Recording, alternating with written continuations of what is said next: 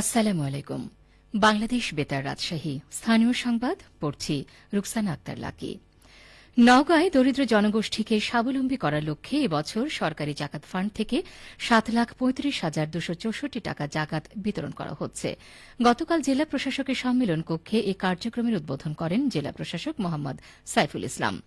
অনুষ্ঠানে জেলা জাকাত কমিটির সদস্য সচিব ও ইসলামিক ফাউন্ডেশনের উপপরিচালক মারুফ রায়হান বলেন, জেলায় ২০২৪-২৫ অর্থ বছরে জাকাত ফান্ডে মোট আদায় হয়েছে ৯,১৯,০৮০ টাকা।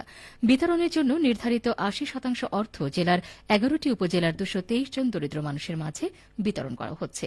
এই কার্যক্রম প্রতিটি উপজেলায় স্থানীয় জাকাত কমিটি বিতরণ করবে বলে জানানো হয়েছে। চাঁপাইনবাবগঞ্জে আসন্ন পবিত্র ঈদ উল ফিতর উপলক্ষে ভিজিএফ কর্মসূচির আওতায় খাদ্যশস্য সহায়তা বিতরণের লক্ষ্যে পৌর মানবিক সহায়তা কমিটির সভা অনুষ্ঠিত হয়েছে। গতকাল চাঁপাইনবাবগঞ্জ পৌরসভার সম্মেলন কক্ষে অনুষ্ঠিত সভায় সভাপতিত্ব করেন পৌরসভার প্রশাসক উজ্জ্বল কুমার ঘোষ। সভায় জানানো হয়, চাঁপাইনবাবগঞ্জ পৌরসভার ভিজিএফ কর্মসূচির আওতায় এবার প্রায় ৪৬ মেট্রিক টন চাল বরাদ্দ পাওয়া গেছে। এই চাল কার্ড প্রতি ১০ কেজি করে মোট ৪,৬২৫টি কার্ডধারী উপকারভোগীর মধ্যে বিতরণ করা হবে। আগামী ১৪ মার্চ থেকে শুরু করে ৩ দিনের মধ্যে পৌরসভার উপকারভোগী সদস্যদের মাঝে চাল বিতরণ সম্পন্ন করা হবে বলেও সভায় জানানো হয়। নাটোরে সরকারি ভর্তুকি মূল্যে গরুর মাংস এবং ডিম বিক্রির কার্যক্রম শুরু হয়েছে। আজ শহরের জেলা মুক্তিযোদ্ধা কমপ্লেক্স ভবন চত্বরে এই কার্যক্রম উদ্বোধন করেন জেলা প্রশাসক আসমা শাহীন। এ সময় জেলা প্রশাসক বলেন, জনবান্ধব সরকার সবসময় সাধারণ মানুষের পাশে আছে। তাদের ক্রয় ক্ষমতা বিবেচনা করে প্রাণীজ আমিষের চাহিদা পূরণে ভর্তুকি মূল্যে গরুর মাংস এবং ডিম বিক্রির উদ্যোগ নিয়েছে সরকার। আগামীতে এই ধরনের জনবান্ধব কর্মসূচির পরিধি আরও বিস্তৃত হবে। জেলা প্রাণী সম্পদ কর্মকর্তা ডা মোহাম্মদ সেলিম উদ্দিন জানান, আজ এবং আগামীকাল ৬৫০ টাকা কেজি দরে ২০০ কেজি গরুর মাংস বিক্রি করা হবে। ৩০ টাকা হালি দরে ডিম বিক্রির কার্যক্রম শুরু থাকবে। এছাড়া জেলার ৬টি উপজেলা প্রাণী সম্পদ দপ্তরে স্থানীয় খামারিদের সহযোগিতায় সুলভ মূল্যে দুধ ও ডিম বিক্রি কার্যক্রম চলছে। এই কার্যক্রমের আওতায় ৭০ টাকা লিটার দরে দুধ এবং ৩০ টাকা হালি দরে ডিম বিক্রি করা হচ্ছে। প্রাণী সম্পদ বিভাগের উদ্যোগে এই কার্যক্রম চলবে ২৫ রমজান পর্যন্ত। সিরাজগঞ্জ সদর উপজেলার বাগবাটি ইউনিয়ন বিএনপির উদ্যোগে ইফতার ও দোয়া মাহফিল অনুষ্ঠিত হয়েছে।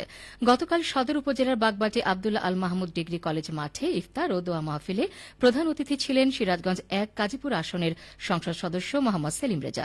অনুষ্ঠানে জেলা বিএনপির সহসভাপতি মুজিবুর রহমান লেবু, সদর উপজেলা বিএনপির সাবেক সাধারণ সম্পাদক অ্যাডভোকেট নাজমুল হাসান, কাজীপুর উপজেলা বিএনপির সাবেক সাধারণ সম্পাদক আব্দুস সালাম বিশেষ অতিথি হিসেবে উপস্থিত ছিলেন। ইফতারের আগে শহীদ প্রেসিডেন্ট জিয়াউর রহমান, প্রয়াত সাবেক প্রধানমন্ত্রী বেগম খালেদা জিয়ার আত্মার মাগফিরাত কামনায় দোয়া করা হয়।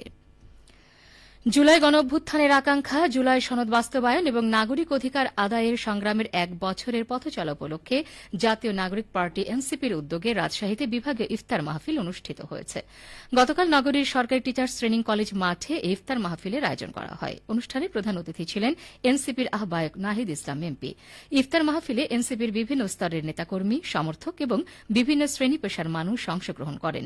অনুষ্ঠানে দেশের গণতন্ত্র, নাগরিক অধিকার প্রতিষ্ঠা এবং জুলাই সনদের বাস্তবায়নের লক্ষ্যে ঐক্যবদ্ধভাবে কাজ করার আহ্বান জানানো হয়।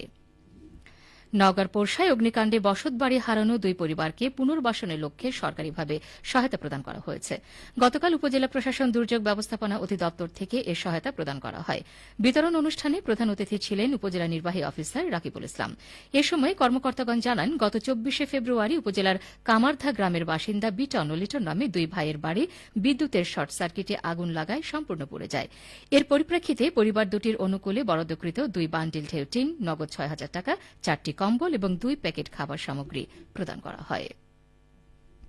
সিরাজগঞ্জের রায়গঞ্জ উপজেলায় অনুমোদনহীন ৬টি ইটভাটার বিরুদ্ধে অভিযান চালিয়ে ১৯,৫০,০০০ টাকা জরিমানা করেছে পরিবেশ অধিদপ্তর। এ সময় অবৈধভাবে পরিচালিত ২টি ইটভাটা গুড়িয়ে দেওয়া হয়। গতকাল দিনব্যাপী পরিবেশ অধিদপ্তরের উদ্যোগে পরিচালিত ভ্রাম্যমাণ আদালতের মাধ্যমে এই অভিযান পরিচালনা করা হয়। অভিযান পরিচালনা করেন নির্বাহী ম্যাজিস্ট্রেট সাজ্জাদ জাহিদ রাতুল। অভিযানে মেসার্স বর্ণ ব্রিক্সের মালিককে ২ লাখ, মেসার্স প্রত্যয় ব্রিক্সকে ৩,৫০,০০০, মেসার্স এডিবি ব্রিক্সকে ৩ লাখ, মেসার্স লামিয়া ব্রিক্সকে ৩ লাখ, মেসার্স মামা ভাগ্নে ব্রিক্সকে ৫ লাখ, মেসার্স আরএফবি ব্রিক্সের মালিককে ৩ লাখ টাকা জরিমানা করা হয়। পরিবেশ অধিদপ্তরের কর্মকর্তারা জানান, অনুমোদনহীন ইটভাটার বিরুদ্ধে নিয়মিত পদক্ষেপ নেওয়া হবে এবং জনস্বার্থে এ ধরনের অভিযান অব্যাহত থাকবে। সবশেষে আবহাওয়া। আজ দুপুর 12টায় রাজশাহীতে তাপমাত্রা ছিল 31°C। এ সময় বাতাসে আপেক্ষিক আর্দ্রতার পরিমাণ ছিল 56%। রাজশাহী ও পার্শ্ববর্তী এলাকায় আজ ইফতার সন্ধ্যে 6টা 14 এবং আগামীকাল সেহরির শেষ সময় 5টা 2। সংবাদ শেষ হল। আমাদের পরবর্তী সংবাদ দুপুর 2টা 5।